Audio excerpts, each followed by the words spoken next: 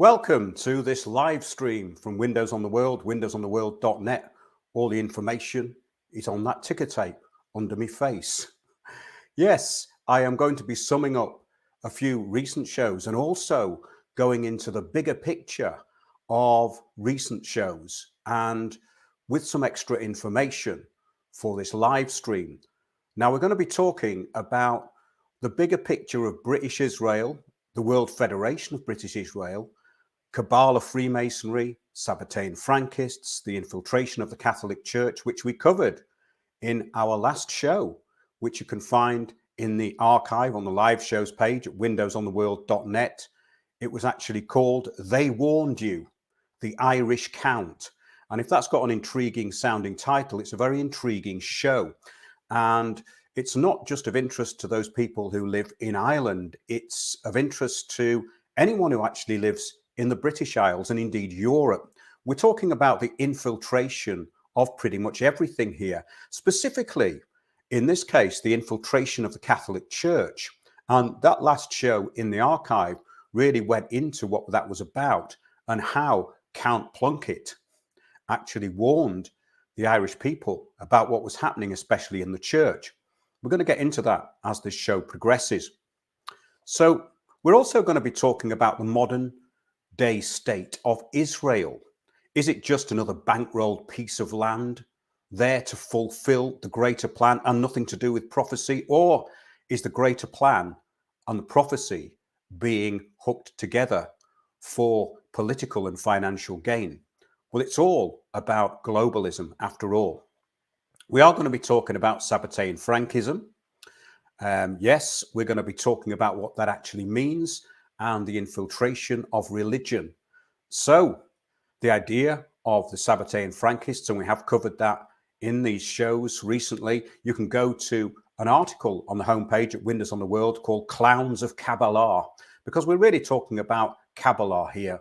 And that is the infiltration process and what is being encouraged, especially through the New Age. The Messiah will not come until the kingdom is given over entirely to heresy. That is really what this is about, the degeneration of everything until the end times is full of chaos. And then, of course, it is believed that a Messiah will come. Well, there have been several Messiahs and probably many more to come, most of them self-proclaimed.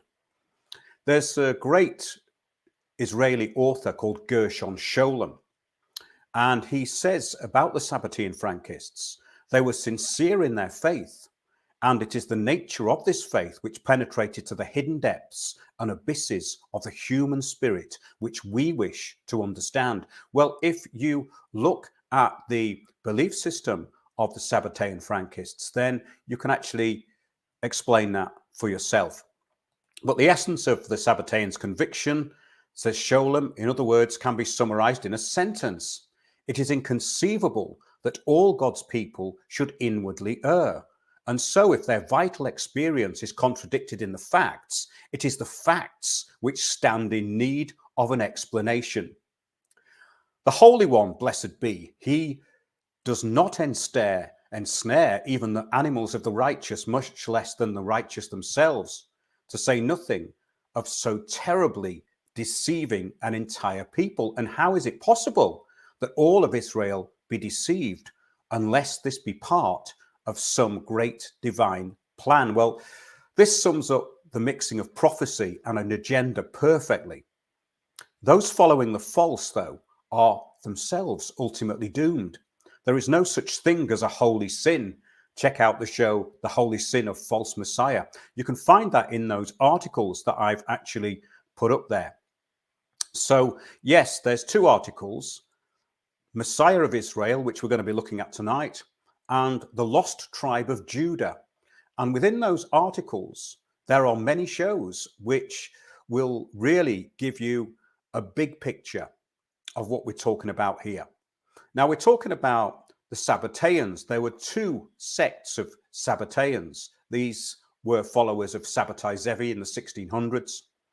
The Don May, who converted to Islam in 1683, and the Frankists, who converted to Catholicism in 1759. And that is what we're going to be most concerned with in tonight's show. We covered the Don May in an article called The Smart Cabal, which you can find on the homepage at Windows on the World. Yes, this has been going on for ages, and it's a very big picture.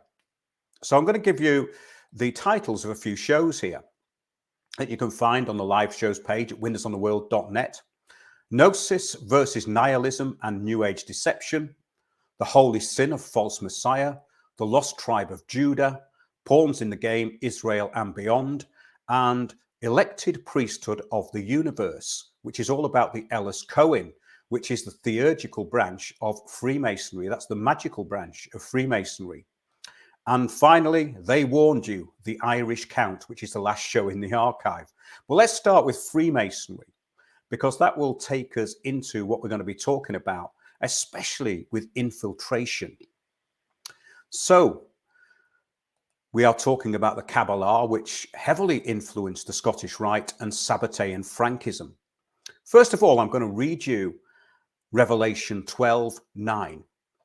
And the great dragon was thrown down, that ancient serpent who is called the devil and Satan, the deceiver of the whole world. He was thrown down to earth, and his angels were thrown down with him. So in Freemasonry, the god of Freemasonry is the Lucifer spirit. And it is believed in Freemasonry, this is the actual belief, the Lucifer spirit Samael united with Eve and begat a semi-divine son, Cain. As he left Eve before the birth of the child, Cain was the son of a widow and a serpent of wisdom. So the sons of Cain are ruled by fire, as they like to call themselves, the Illumined Brotherhood. They're Luciferians. They work with the sons of Set, who are ruled by water, their priestcraft, to control the sons of Abel, also water, whom they believe through their manifesto and biblical interpretations are docile, compliant, and follow the self-appointed leadership of the Brotherhood of Cain. So whether we're calling it the Brotherhood of the Serpent or the Brotherhood of Cain, we're talking about the same thing. And of course, the story of Lazarus, raised from the dead, holding the rose, was to become the symbol of the Rosicrucians, who were massively important in this branch of Freemasonry, this Kabbalistic branch of Freemasonry. We did a show, actually, which you can find called The Rosicrucian, and inverted commas, Mystery, because there's no mystery. And that's kind of potted history of the Rosicrucians. The Rosicrucians, there's loads of garbage been written about them, and the garbage enables the mystery. So they describe themselves as an enigma wrapped in a mystery. Well, there's no enigma or mystery about what they're doing, because this is just the global action plan. And that could have been seen actually on the Georgia Guidestones, which were recently blown up to keep the world in perpetual balance with nature, with 500,000 people or 500 million. Really, they want the global billion, but it did say that it was going to be 500 million on the Georgia Guidestones. And the global billion is actually written down. It's a known project. So everything that we've seen over the last few years has been heading towards the global billion. 2 to 3 billion will be okay if people are living at a very low standard. That's according to the Global Biodiversity Assessment of 1995. So examples of the Rose Cross, the Rosicrucians, and what they want to do are sustainable development, run by the banks, who are the fire, and the administrators are water. So it doesn't matter whether you're talking about people in administration or people protesting. They're all steered by the banks because they are water. So let's now go to the earliest known Freemasonic document, which will help in explaining what we're going to be talking about. It was called the Regis Manuscript of 1390, and it states that the craft of Freemasonry came to England in the time of good King Athelstan. Well, King Athelstan was born in 925 AD at Kingston upon Thames, and he died on the 27th of October, 939. So that should give you some idea as to when Freemasonry actually started. So yeah, briefly, I'd just like to say, evening, everybody. Hello, Billy. Hi. Stuart, hi. Everybody, hi. Yeah, bit kind of last minute, this one, but there's going to be a lot more because I'm really guiding you to these articles which contain loads of shows. If you're interested in this information, you're going to find such a lot there. So, Dr. Richard Rawlinson's 1733 list of lodges includes the Scots Masons Lodge number 115, which met at the Devil Tavern, Temple Bar, London. So that was the first official Freemasonic lodge. And then we go into what's available to the public at the moment. And the first official recorded Freemasonic lodge met at the Goose and Gridiron in 1717, which is, of course, where the Great Queen Street Masonic Temple actually is listed as 1717. Of course, that was just to celebrate the inception of Freemasonry. It's written there on the side of the building. So Freemasonry say they are not a secret society, but a society with secrets. And officially, the Scottish Rite originated in 1753. Occult Kabbalah aligned with the Templar Freemasonry in the 1700s, and this was the modus operandi of all the Illuminati European lodges from then onwards. Now, the Teutonic Knights were involved, the Knights Templar, and the notorious Illuminati of Adam Weishaupt. All these lodges have connections with the Martinists, and we've covered that in the show, The Elected Priesthood of the Universe, which is linked into this article, which I'm talking about tonight, which is called Israel's Messiah. So the Martinists, or the Ellis Cohen, the elected priesthood, the order of Knight Masons of the elected priesthood of the universe, that's what they're known as. So those shows will give you some background as to what we're talking about in the respect of infiltration. We're talking about the Sabbateans and the Frankists through Kabbalah and Freemasonry. So Sabbatai Zevi and Jacob Frank see the holy sin of false messiah. You can find that in those two articles, and that will give you the history of Sabbatean Frankism, which is basically originally Sabbatai Zevi and later Jacob Frank. Sabbatai Zevi was born in 1626 in Smyrna, which is now Izmir in Turkey. And he believed that in 1666, the end of the world would come. He proclaimed himself to be the Messiah. And he wasn't actually that successful before this. He kept getting kicked out of places. He was actually kicked out of Smyrna. He went to Thessaloniki. He traveled quite a lot because he got kicked out of towns. He had what some people would call mania.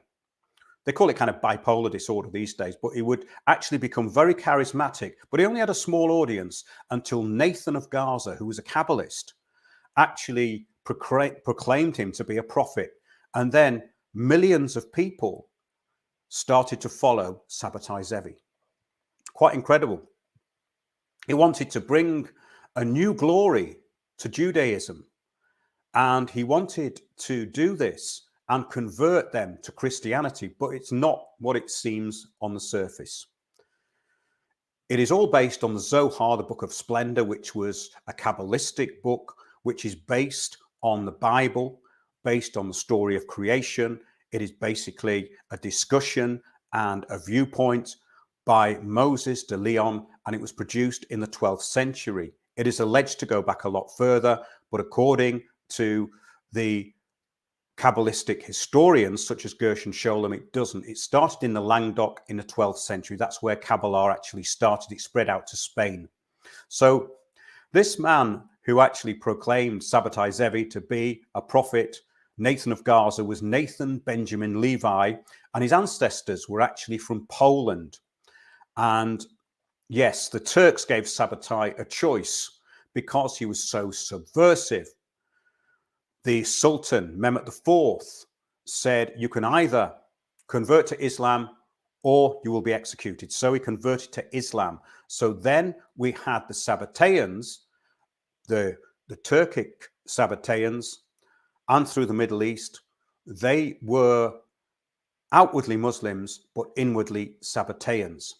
And in the time of Jacob Frank, later on, they became outwardly Catholic or Protestant and inwardly Frankists.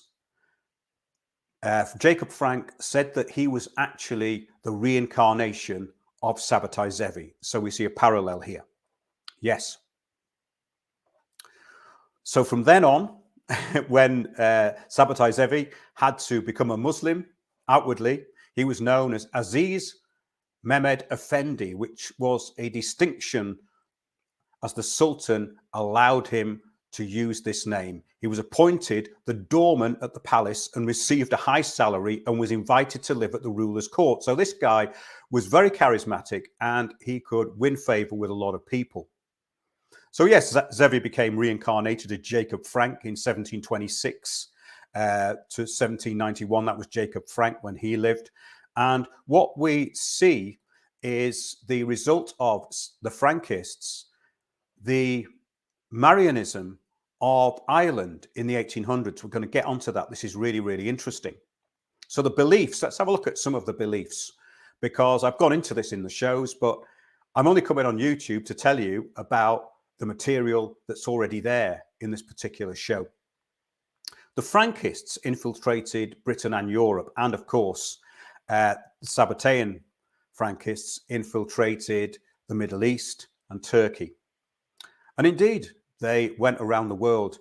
There's the Asiatic Brethren, and a lot of them were Frankists, as were people in India. So there were people who claimed to be Judaic in India who later became Frankists, and there was a lot of them. So thousands of Frankists entered the church, and this coincided later on with the Pope. It was Pope Pius VII, I think, being imprisoned by Napoleon for 5 years in 1809. And of course, the devotees would remain Frankists. They would remain Frankists, but outwardly, they would be Catholic. They were conversos. They converted. Jacob Frank actually named his daughter Eve, or Eva. She's actually called Eva Frank, but he named her after Eve, to be the Eve of the future. Eva, Jacob Frank's daughter, was the leader of the Frankists after Jacob died. He had, I think, 6 other daughters, but none of them were openly Frankist. But Eva was the leader of the Sabbatean Frankists after Jacob Frank died. So hence, in the 1800s, they would be the followers of Eva Frank. And very interestingly, in the show that we did, The Irish Count, you will see the names of the priests of Ireland who were Sabbatean Frankists. This was all enabled by the Jesuits. Very interesting. So the Frankists infiltrated Europe and Britain, particularly Scotland and Ireland.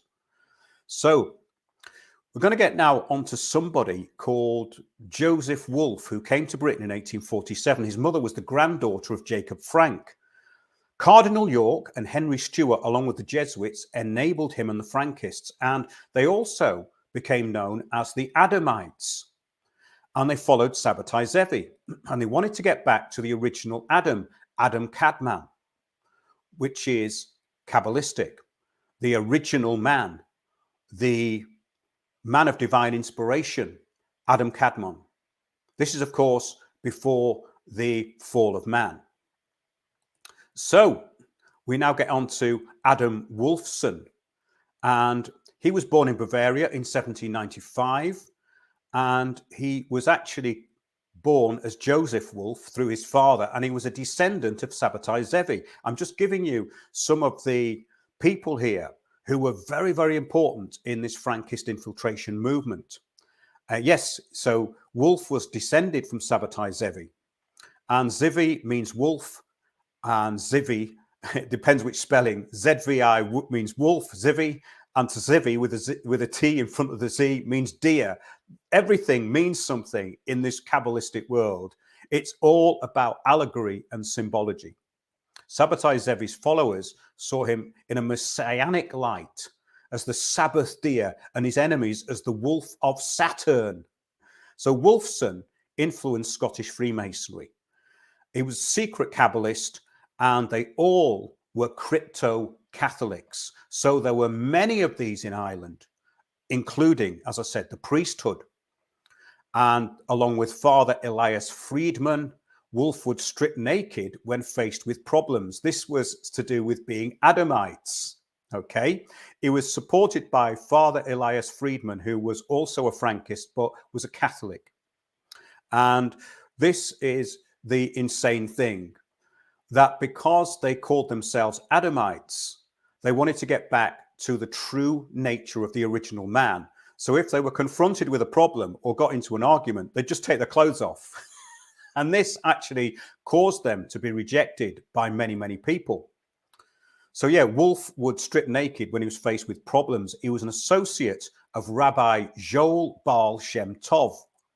And we're talking now about rabbis who were very, very powerful, and they were part of almost secret societies within Frankism. So remember that this is a secret cult, because Frankists did not divulge to anybody outside the Frankist cult that they were in fact Frankists. If you were a Christian, then they would be a Christian. If you were a good Catholic, they would be good Catholics, but still they were followers of the Sabbatean cult. And they followed the Zohar and not the Bible, which is very interesting. There is debate on this, but when you look into the belief system, it is entirely Kabbalistic. And of course, their divine Shekinah is the male and female, the divine spirit. The Shekinah is said to be locked. It's said to be encased. And when the Shekinah is set free, then the Messiah will come. All of these are beliefs which get incredibly convoluted through the works of the Kabbalists. So the Shekinah is not part of the Bible. It is in the Midrash and the Talmud. It is from the scribes and the Kabbalists. And it is the divine feminine presence of God trapped in earthly woes. I'm making notes here because it has to be put in their terms. Well, someone's asked me what my definition of Kabbalah is. I'm not talking about my definition. I'm talking about their definition. And their definition is basically through the creation story, the divine apparition of Ezekiel, the gematria, and basically the works of the Kabbalistic writers. And we've covered that in many shows. There are no personal definition of Kabbalah. There are only the definitions which are described by the Kabbalists. So there's nothing personal in it at all. It is a system, and it includes the tree of life, the gematria, and of course, the divine apparition of Ezekiel, where one could become elevated and become one with God. So these are the core basic teachings of Kabbalah. And the tree of life and the gematria are based on the Hebrew language, which is merely a copy of the earlier Aramaic. So when the Kabbalists say that Hebrew is the word of God, they are incorrect. So the whole premise of it is fantasy. And there is absolutely no basis for the belief that Hebrew is indeed the word of God, because it's based on Aramaic, which would make Aramaic the word of God.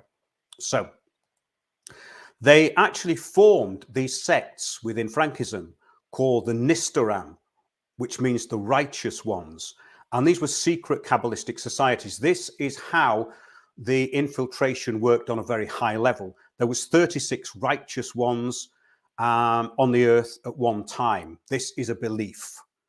So in other words, the belief became reality, and the Hasidim sect particularly believe this, that there are 36 righteous people on the planet who don't know each other. They may not even know they're righteous, but these people can forward this plan of the Frankists. So they help the Kabbalists and the Frankists remain actually buried. Yes. So then we have Rabbi Elijah Baal Shem, the protector of the Zohar. He was one of the 36 righteous ones, allegedly. and Rabbi Adam Baal Shem Tov. He was actually the son of Sabbatai Zevi. So he was said to be part of this secret society, the Nistarim, the 36 righteous ones.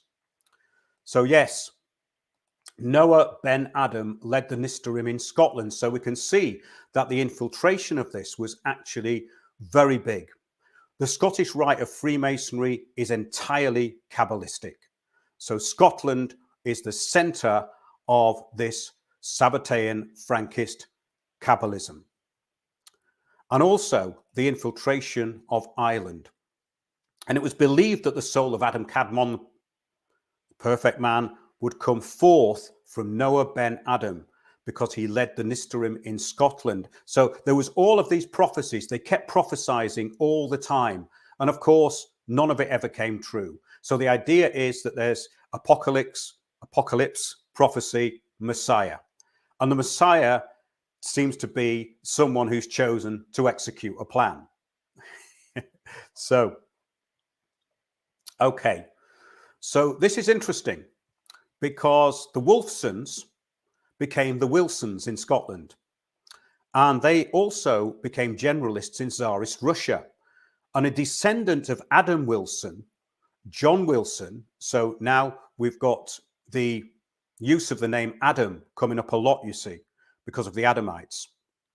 So the Wolfsons and the descendant of the crypto Adam Wilson was John Wilson. He was born in Kilmarnock in 1799 and he lived until 1870. And he was the founder of the British Israel movement. Very, very interesting. I didn't know that.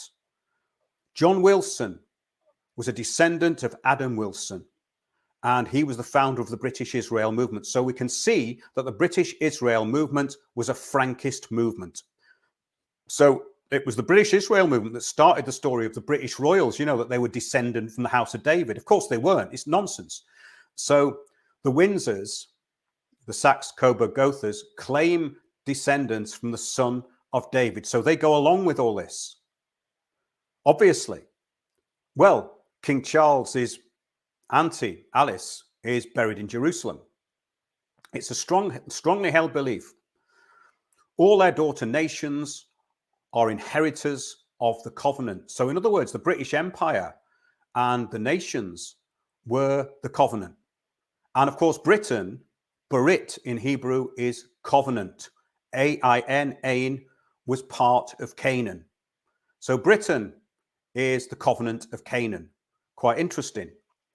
I brought that up in the Shattered Isles stuff, which actually all ties into this, because when we look at Scotland, then we see what Jerusalem really is. And if we see what Jerusalem really is it the place we want it to be? That's the question.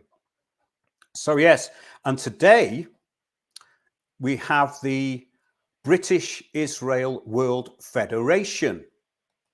And it was called the Anglo-Israel Association, and it then became the British Israel World Federation, and that is still going today.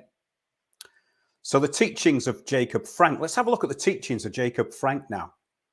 They were the new Jacobites who must descend to the abyss for redemption. So in other words, they would degenerate themselves. They would degenerate the world to bring as much chaos so the Messiah would come, their Messiah would come. But of course, their Messiah is Lucifer. That is why the God of the Freemasons is also Lucifer. And they would rise up from the very bottom of Jacob's ladder, from the first rung upwards. So they would descend Jacob's ladder to rise. That's the belief system, that evil imitates good and good can be coerced to the evil side. So what we have here is a blurring of duality. And this was to unite with Esau, or as they saw it through the Catholic conversos, Rome. So here we see the whole Vatican project as a Sabbatean Frankist project. They have the same ideals. And if we look at what's happening today, the Pope is still involved with Frankists. And we can see that because we had Konrad Krajewski. And if you look at the background of the Krajewski name, you will see it is absolutely a Frankist name. And of course, we've got to remember that most of these people actually changed their names. So other Catholics were not ready. It was believed that true Catholics were not ready for the Frankists. So the Frankists must practice what they called holy silence in public. In other words, they would go along with whatever people believed around them, but inwardly believe and practice something quite different. So the Zohar, the Book of Splendor, the main book of the Kabbalists, would be universalized for the enlightenment of all. This was the aim. So the Zohar would be the book, the holy book, the Kabbalistic holy book of the world, of all world religions. And Frankists would present themselves as Gentiles to other Gentiles. They were actually allowed to lie about their beliefs because they were baptized into the Catholic faith. Because they'd been baptized into the Catholic faith and Jesus had allowed them into the Catholic faith, then that means that they could lie whenever they wanted to. Makes sense, doesn't it?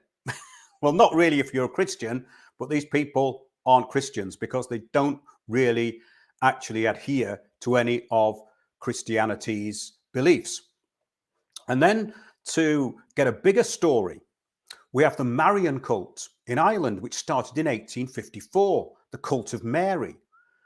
And this is absolutely fascinating because a lot of people might wonder where that came from within the Catholic Church. It's a completely Frankist creation. The Virgin Mary represents in Frankism the wisdom of Sophia, the victory over Satan, the Zoharist Ark of the Covenant, and the sovereign of all earth. That is Mary in these Kabbalistic Frankist terms. And until the time of the Great Revelation, Mary would be concealed within the church as the woman in the wilderness in the 12th chapter of the Apocalypse. They do make it up as they go along, don't they? They certainly do. I mean, when I started looking into this, it's just a quagmire of nonsense, but there are core beliefs. And once you know what the core beliefs are, then you can recognize it when you see it. So Mary, according to the Frankists, the Virgin Mary is the feminine aspect of Shekinah.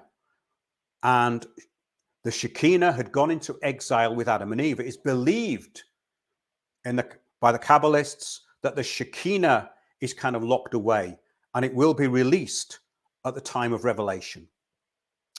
So here we have the prophecy, these beliefs, and the beliefs in the Messiah.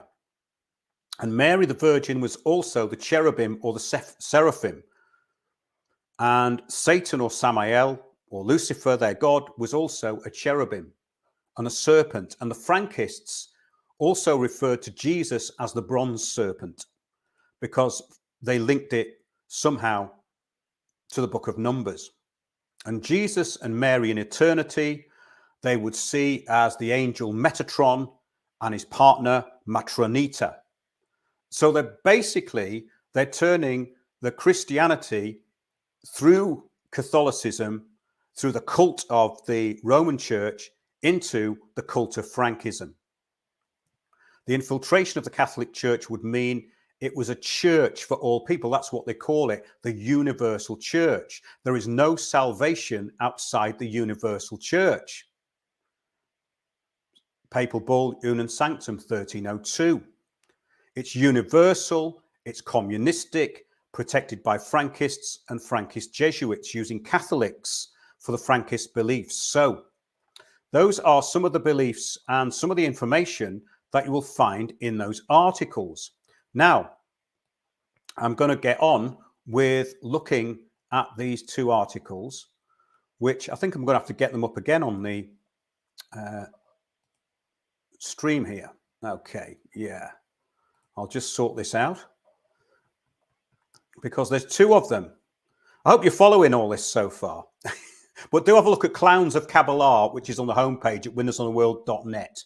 That'll help you with this quite a lot. So we've got the Lost Tribe of Judah and the Messiah of Israel, which is what I want to get into this evening. So the Messiah of Israel, yeah. I think I might just actually open up another window here. If I open up another window, oh, that's better, yeah. I should be able to get this on the other side then. Yes, I hope you're finding this fascinating out there, because as Jessica, yes, all this information is astounding. I have been trying to work a lot of this stuff out for a long time. I started through a listener to get some insights into the infiltration of Frankism in Ireland and in Europe, and of course in Scotland. And once I found my way into this with certain names, more names came forward. So this is the result of a lot of research I've been doing over the past couple of days. This is why I wanted to give you something new, you see. So I'm going to go now into the show that I'm trying to bring your attention to. And it's called The Messiah of Israel, and it's on the homepage. Basically now, we're going to look at the formation of Israel and how the Frankists tie into those who formed Israel. I'm going to give you a quote now from David Ben-Gurion, Israel's first prime minister. And this is all about Baron Edmund de Rothschild. I doubt that in the entire history of the Jewish people in the diaspora, a period of 2,000 years, one could ever find a man comparable in stature to the incredible character that was the Baron Edmund de Rothschild, the builder of the Jewish Yishuv in our renewed homeland. David Ben-Gurion there. So Edmund de Rothschild, we're talking about the Edmund de Rothschild that lived 1845 to 1934. And he was key in the foundation of Israel, the bankrolling of Israel. And we're going to now look at how this happened. It was through Rabbi Zivi Hirsch Kalisha, also known as the father of the third return to Zion. And he wrote a letter to Baron Rothschild on the 25th of August, 1836. And it was actually received by Nathaniel Meyer, or Puggy von Rothschild, who lived 1836 to 1905. And he preceded Edmund de Rothschild. So it was Edmund who actually really bankrolled the new state of Israel. And this rabbi went to Edmund de Rothschild to basically ask for the money. But first of all, let's get into the Rothschild, the Red Shield. The Rothschilds, which is Yiddish for red shield or red sign, they use this hexagram symbol of Saturn or Repham in the color of the Sabbatean red letters. So the reason they used red was because of the red letters that were circulated in Czechoslovakia and called upon European Jews to convert to Catholicism. So that is where it is believed the red shield of the Rothschild came from. It was in reference and at the same time as the red letters, which were written in red ink and circulated and called upon the European Jews to convert to Catholicism. And they warned of an impending disaster, apocalypse, of course. They were not converting to Christianity, but outwardly to Catholicism. And it was Amschel Meyer Rothschild that changed the banking firm's name from Bauer to the Red Shield firm when he took over the business. Meyer Amschel had a known association with Jacob Frank. And there are accounts of meetings between Jacob Frank, Rothschild, and Adam Weishaupt, the founder of the Illuminati in Frankfurt. So here we see the Red Shield and the Frankists. Incredibly important when we're looking at this mass infiltration program. And you can find more about that in The Holy Sin of False Messiah. So, according to the sources, and you can find all this in the article, Messiah of Israel at windowsontheworld.net, and actually down here somewhere. So, Cider Guys just put, so is that linked to the term Red Letter Day? It may well be. It may well be. That's a very good point. So Jacob Frank had claimed to be the reincarnation of Sabbatai Zevi. and he'd converted outwardly to Roman Catholicism. Now, a number of the Rothschild family followed Jacob Frank and likewise converted, so it may be more accurate to describe the Rothschilds as Frankists rather than Sabbateans. In other words, followers of Jacob Frank rather than Sabbatai Zevi. The Sabbatean Frankist movement is alive and well today inside what is called Judaism. It's also inside Christianity. It is inside Islam. It is inside secular Zionism. And of course, it is influential through its Kabbalah in Freemasonry and all the Illuminist lodges and societies that are associated, including the Theosophists. Yes, the whole thing is drawn together through Sabbatean Frankism. Now, you can have a look at a show called The Elected Priesthood of the Universe. That's the next one up in the Messiah of Israel, because I've put all the links in there. They're all in this article and The Lost Tribe of Judah, which is another fascinating one on the homepage. So Frankists, are outwardly something else and never divulge their membership of the cult to the public. I think we've established that. Edmund de Rothschild bankrolled the Home for Jews in Palestine. It was actually a City of London project as much as the Bank of Geneva. This is according to my research. The Rothschilds are now as English as any that claim aristocratic status. Nationalists, internationalists, and globalists. So modern Israel was a British concept. So now we're going to have a quote from Israeli historian Gershon Sholem. And this is what he says sums up the beliefs of the Frankists. Know that it is time for the Lord to work, for they have made void law.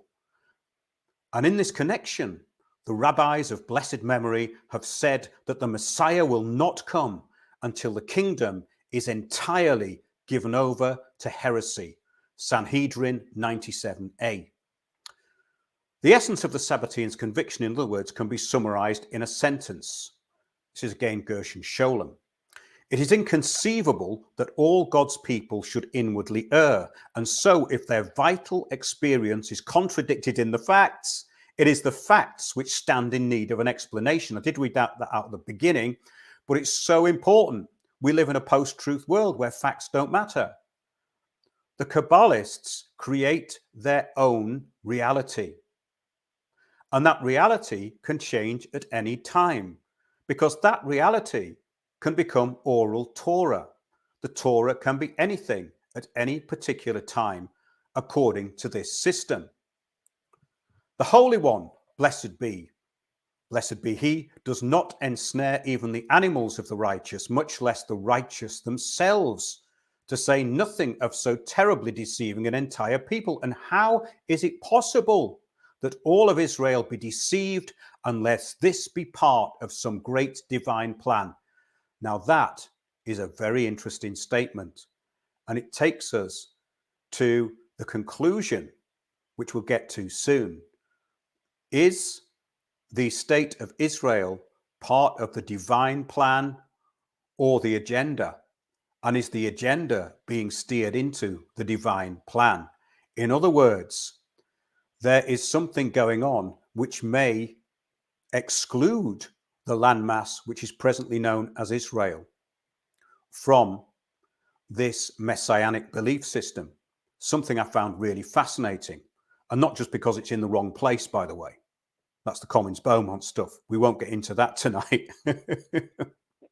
Okay, so the mixing of prophecy with all-out war waged by deception, I think, is a disastrous mix. In other words, the false Messiah is the real one only because people believe he is, because he says so, as in Sabbatai Zevi and Jacob Frank.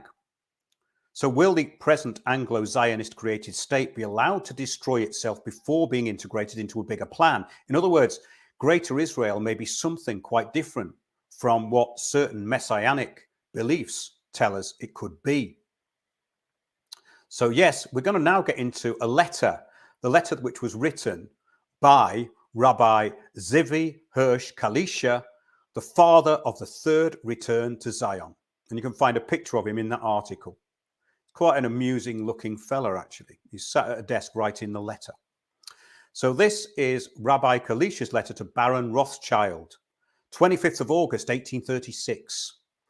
Glorified you see him, a noble and lord in Israel. Many nations pay him tribute, for his purse is ample. Men of understanding seek to learn why his cloak is red. His helping holy shield and surety, he is from the stock of Jesse, a sprout from Judah bearing fruit.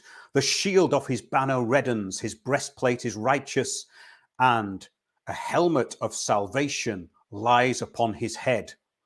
So basically, this is Rabbi Kalisha scrounging the money off Edmund de Rothschild and buttering him up in the process, which is probably not a bad idea.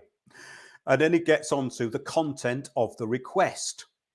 I come not for my honour, nor the honour of my father's house. Neither monetary gain nor a loan thereof is my prayer. In other words, he's not going to Rothschild to borrow money for himself. Rather, I request the salvation of the exiles of my people, and I seek the order of the divine service in Jerusalem. With these, the yearnings of my heart, to him I shall turn. Like an eagle, he will spread his wings over his chicks, and God on high will set him in circles of justice. The Lord will save his Messiah, the one who acts righteously. The Prince, Asher, Anshel, Red Shield, peace be to him. The redemption of Israel and the righteous Messiah. So he's calling Edmund de Rothschild the Messiah. There's a lot of Messiahs around, aren't there?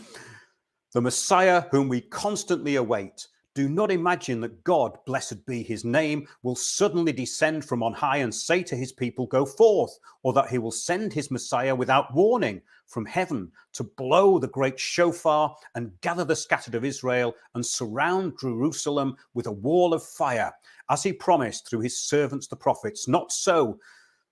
Something indecipherable there, it says here. Certainly, all the promises of the prophets will be fulfilled in the end of days. Again, apocalypse redemption, as the redemption is completed, but we will not go swiftly or hastily in one day. The redemption of Israel will come gradually. Salvation will slowly flower until finally Israel will wax strong and flourish, and all signs and promises of the holy prophets will come to pass. All this I will clarify for you with God's help through proof, text from the prophets, and reason. Redemption will begin through natural causes, through human actions, and through the will of the kings to bring together a few of the scattered of Israel to the Holy Land like Cyrus did, and so too in the future redemption will occur. When God stirs the Gentile kings to send out the Jews, when a large number of the remnants of Israel accumulate in the Holy Land and Jerusalem, they repair the destroyed altar and offer a sacrifice as a savory smell to God, then the Lord will be pleased to send the light of his countenance to descend upon his people. For certainly, when we appeal to God through a sacrifice, we become cleansed of all our sins, and God will once again be merciful to bring the complete redemption and eternal happiness. At that time, the wars over the land of Israel will occur. The wars of Gog and Magog, mentioned in the book of Ezekiel, and then God's Messiah and all his holy minions, and God will rejoice his creation and alone rule over all humanity. The leading Jews from all over the world will gather together and make the land of Israel a settled land full of many Jews, for without a doubt there will be many rich, pious Jews from all over who will travel there for an honoured burial in holy soil under a Jewish government, and also to merit their part of the savoury smell of the sacrifice accepted by God on the altar. And just as a flock increases under a person's guidance, without a doubt, his wealth will quadruple, as will his righteousness without measure. So he's basically saying, if you give us the money, you'll be really lucky, and your wealth will quadruple if you give us the money to set up Israel. I love the way that they actually make it part of the deal that they're going to have a barbecue and God's going to say, yeah, that's great. It's interesting, to say the least. But that's an excerpt from Rabbi Kalish's letter to Baron Rothschild. It sets out the Israel plan and basically what became the later bankrolling of Israel by Edmund de Rothschild. So, of course, this idealized homeland is a cover story. What is perhaps most intriguing about this argument is its connection to this Jewish sovereignty. In the above passage, Kalisha asserts that the purchased land would be under a Jewish government. At the same time, of course, it would be Rothschild's private enterprise. So it's basically Rothschild's land. And this would occur, he explains, at the instigation of the world rulers. They'd all agree to it. Eternal happiness will be his, because the good of all Israel depends on him, and all the kings of the earth will grant him majestic kingship, for they will rejoice in his greatness. Rothschild's ascension to royalty in this manner would be a natural and peaceful progression of events. So basically, they made Edmund de Rothschild the Messiah, the Moshiach of Israel, because he bankrolled it. So this is fascinating. And I was so pleased to find that poem because I'd heard about the bankrolling of Israel by Edmund de Rothschild. But when we see that he's been placed into this position of being the Messiah, and that God will accept him as this Messiah, and if they have a sacrifice to God, as in Leviticus, basically they do a sacrifice on the altar, and a bit of barbecue will seal the deal. Am I being iconoclastic? I don't think so. So yes, this all kind of started off the foundations of Israel. And the Shovevai Zion, the lovers of Zion, the first Jewish colonists to till the soil of Palestine, and even Herzl himself, built on the foundation laid by this unusual rabbinic personality. So basically, that's how it all got going. And he wrote to many, many other wealthy people to get money for the bankrolling of Israel. And what I found really fascinating was what was happening recently. But first of all, before we do that, let's just go into the Balfour Declaration and what that actually said. A home for Jews in Palestine. So the idealism which started the state of Israel started with Messianic belief, and it soon continued through terrorism and the illegal appropriation of a lot of what was then Palestine. And this we've covered in recent shows, and they can be found in these articles, The Messiah of Israel and the Lost Tribe of Judah. I've always found the formation of Israel, the new state of Israel, extremely fascinating, from its inception to the Haganah and Irgun, these terror groups which became the modern day Israel Defense Force, and the people who were the descendants, some of them should be defendants, I think, the descendants of these terrorists from the Haganah and the Irgun. Of course, they are what we now call the neocons. And it's so wound into the history of Britain, this Anglo-Zionist concept through the Balfour Declaration. And we've gone into the formation of Israel, the illegal immigrations, the taking of the land. A great book, if you want to know about the early formation of Israel, is Israel by Chaim Bamant, who was the editor of the Jewish Chronicle. And this was published in 1967. So it was written probably from around 5 or 10 years earlier. So it's not too far past the inception of Israel in 1948. But one cannot help but there's a bigger objective at play. So let's have another dive into history. The Greater Israel Plan, which the extremists want to impose, may not all be in their favor. So if we look through the apparent smokescreen of, say, the news network to what's going on, we find something interesting happening with what David Cameron has been saying about Israel. And this we're going to get to in a minute. But maybe Edmund de Rothschild knew this all along. And his plan is for complete control, and not through those who falsely believe they are chosen, but those who actually hold the real power through finance, like himself, those of the global financial system, which is now based on world communitarianism or communism, through fake environmentalism. And they have this operation now in place. So was this the actual end goal? So strategically, the new state of Israel in the Middle East is in a very strong position for the Anglo-American Zionist project. It is a place in the Middle East where they can center a belief system which is being used for possibly something else. So it could be just another long-term strategy which is using the neurosis and the racism of those who control the present inhabitants, and that is something I've explored in those shows. So we can go into now the October the 5th, 1926 Jewish Telegraph Agency article. It said several Jewish European leaders took a prominent part in the first Pan-European Congress, which opened here Sunday when the movement to establish a United States of Europe, modelled after the United States of America, took definite shape. The idea advocated at the Congress was the establishment of the United States of Europe, accepting England and Soviet Russia. How's it turned out? England's now outside Europe, and of course Russia is. Funny how things have turned out, isn't it? Maybe it's all just pawns in the game. Maybe it was planned this long ago, because when we look at this conference, the keynote of the Congress was sounded by Paul Loeb, a president of the German Reichstag, and Francis de Lacy, a Frenchman, and Count Richard Coudenhove-Kalergi, Austro-Japanese, who launched the movement in 1923.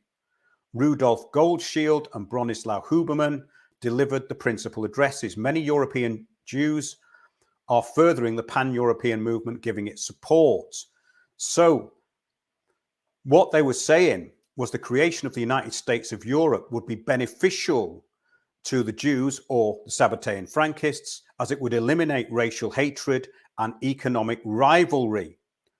So when we look at the bigger picture, is Israel going to be absorbed into all this?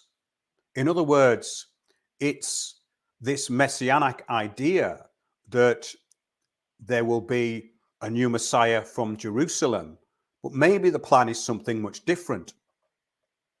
The idealists and elite Zionists, with their Talmudic and Kabbalistic beliefs in their own divinity, of course, putting themselves alongside God, may have already accounted for this kind of messianic system, and they probably got their own system going alongside it. That's what I kind of gleaned from all this. So yeah, I'm just going to get through to the end of this, actually, because I've been going nearly an hour, so I've got a lot of information there in an hour. I'm quite pleased with that. So David Cameron, he made a statement which I found incredibly interesting recently. Now, Cameron is a change agent, globalist puppet, major influencer of global governance. He is now Secretary of State for Foreign, Commonwealth and Development Affairs of the United Kingdom. The big society was his. This was on his watch. This was the first time it was stated that no one would be left behind. Agents of change were put into every public office, and citizens were to be united through a common cause for the common good. The new brand of old-fashioned communism for the trivial-minded do-gooder and the training of the public to turn on those who do not conform to whatever propaganda was being imposed was brought in 2010. The big society. All rights come with responsibilities. It's called a responsive community. Communitarianism. The present system of global totalitarianism through the word community. It all started with David Cameron. Now, interestingly, David Cameron warns Israel over Gaza civilian casualties. Now, Cameron was a devout Zionist all his life. But what he's actually saying recently is that those responsible for settler violence in the West Bank must be prosecuted. Lord Cameron has warned Israel that it will never be secure unless there is a long-term safety, security, and stability for the Palestinian people. So we know what's going on in Gaza, most people do, in the respect that it's a land grab for the assets. And they want to put a canal through there. And of course, there's oil. There are reserves of assets which need to be exploited. So this could be a cover story. But that, to me, what Cameron says, sounds like a threat that something's coming down the line which has already been planned. And maybe Cameron's just the mouthpiece for it. Remember, Cameron goes to a lot of these globalist conferences. Even if he's out of the picture, he's there behind the scenes. He's planning and he's part of this cabal who are basically driving change. He's a change agent.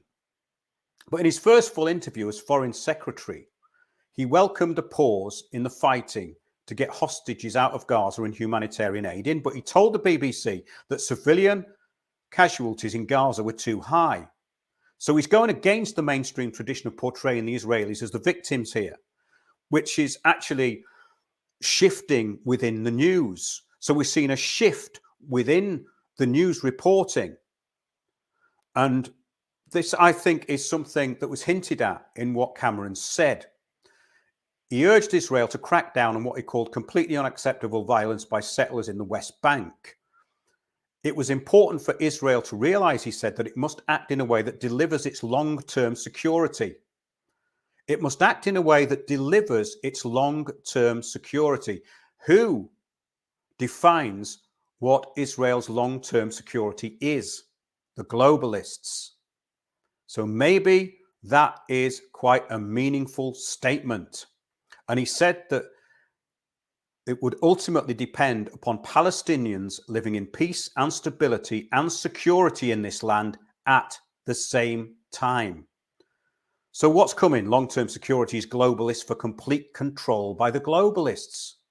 The global financial operation, of course, and its policymakers. That's what we're talking about here. He also said that getting Arab countries involved in working for a future for the Palestinian people that gave them some kind of security was going to be a very big part of the picture. So we're seeing global cooperation here to bring everyone into line. So every word here that he's saying is well chosen. And it seems to me to be clear who's actually pulling the strings. So he said Israel had a right to self-defense, and what happened on the 7th October was completely appalling. But he added, when I met the Israeli president, prime minister and others, I stressed over and over again that they must abide by international humanitarian law, that the number of casualties are too high, and they have to have that at the top of their minds. So is this being allowed to go so far that there is going to be an international condemnation and an international resolution? That's just the question I'm posing, which is how I'm bringing the whole of this together, because I always like to give the bigger picture.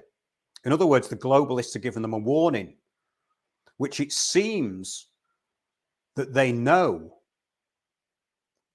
because of what's happened in the past, that the extremists within this will not take any notice, and they will not stop because they are relentless.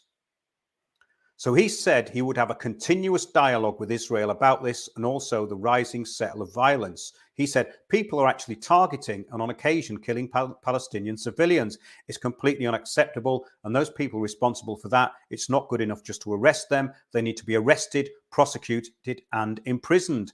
These are crimes. Interesting, isn't it? Very strongly worded. It's a warning from the real power brokers, I think. Is it? What do you think? Sounds like it to me. Lord Cameron said he had come to Israel to talk to Prime Minister Benjamin Netanyahu and other leaders about the future. There won't be long-term safety and security and stability for Israel unless there is long-term safety, security and stability for the Palestinian people. He keeps reiterating this. And you have to start thinking about the future, he said. You've got to paint a picture of Palestinians living in peace and stability, he added. You've got to think about what will happen in Gaza after this conflict, after it's finished. How is it going to be stabilized? How is it going to be secure? How is it going to be governed? How indeed? Well, the relentless hate and neurotic elitism is definitely not globalism. We know where the perceived power is at the moment, but this is an interesting development, I think, to say the least.